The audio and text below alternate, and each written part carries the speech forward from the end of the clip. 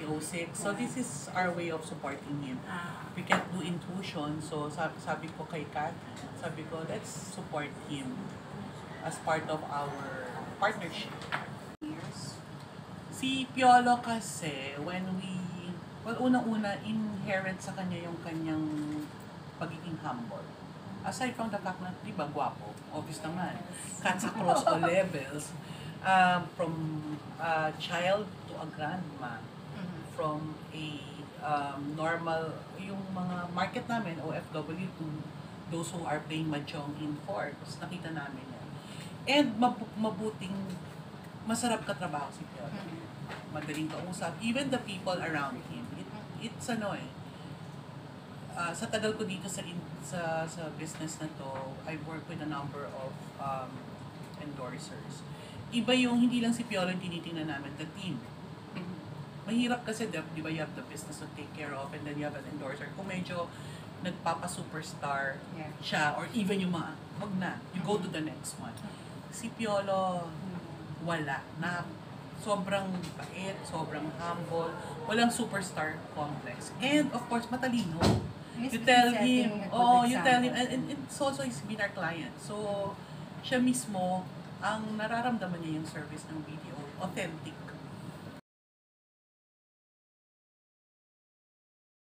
Being part of the SM group, meron kami ng First Day Tuesday, which we will extend next year.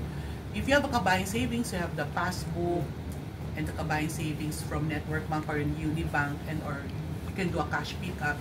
Just show that to our members, like the SM Store, SM Appliance, Watsons. You can get a 10% discount. Ang dami naming nabigyan ng ganyang privilege last year. Kasi alam niyo naman sa SM Store, you can buy anything. Na-convert rin namin yung mindset ng mga pamilya na, pag Tuesday na lang tayo mamili. Diba? 10% yan. And then may insurance yan. Diba? So, habang nagpapadala ka dun sa, kunyari ako nagpapadala sa'yo, covered ako ng insurance. Meron kami isang case na yung nanay, ako yung nanay yung nagpapadala, namatay by accident. 2 million yun eh. So, yung naiwan niyang mga anak, meron ng pang-aral. Siyempre, and that's free as long as you continue remitting and then meron kang certain ADB na maintain, we cover you for the insurance. That's being covered by BDO. Maarami pa, mga pag 3-day sale, meron kami mga collaboration with the other restaurants and merchants. Just show your Kabayan card. We really made it, yung mga freebies na natatanggap nila sa loob ng SM is definitely match kung ano yung pangangailangan ng isang pamilya na OFW. Yun. Why is it different? Kasi kami lang yung may ganyan na I think consistently we've been doing for years. May rewards trend. For every remittance you earn points, and that rewards can be converted into cash or lagay mo sa savings. Yan. Accessible siya at mura lang siya because we really made it very accessible sa mga pamilya na OFW. For 100 pesos and zero maintaining balance, you can already open a Kabayan Savings as long as beneficiary ka or OFW ka. So, dahil dyan, 100 pesos, tapos kung gusto mo, withdrawin mo after. Basta as long as meron kang remittance na makikita sa system namin, then you can retain that.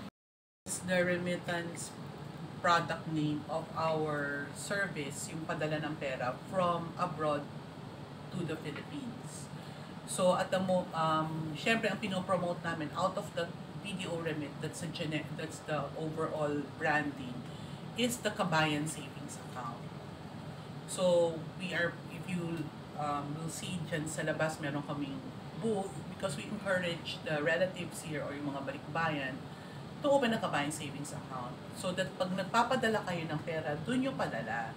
So nasa bangko. At the moment, yung Kabayan Savings Account, marami na kaming account holders niyan. Yung iba dyan nakapagpapala, hindi lang padalahan. So, yun yung BDO remit, napaka-basic. Pero nag-move na kami to another level. Because I think we have millions of account holders already. So, we're now also encouraging them to avail of the other services of the bank like Kabayan Loan. So, kung account holder ka ng Kabayan Savings, maganda yung scoring mo.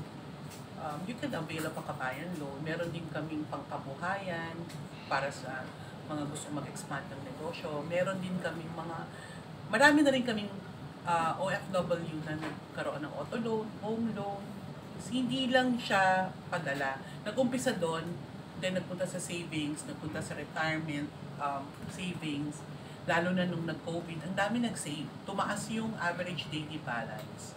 And natutuwa kami na kami sa bangko na yung mga Filipinos marunong talaga nag-save. I think that COVID made them realize na kailangan meron kang dito at the end of the day. Yun.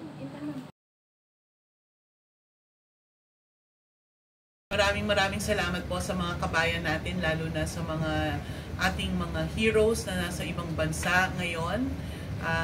Maligayang Pasko at mapayapang bagong taon. Sana po dumating ang panahon na yung savings niyo will be enough para makauwi po kayo dito at makasama niyo yung pamilya. Sa BDO po, isipin niyo na dito kami para gabayan kayo dahil sa bangko, sigurado, yan ang alagang kabayan.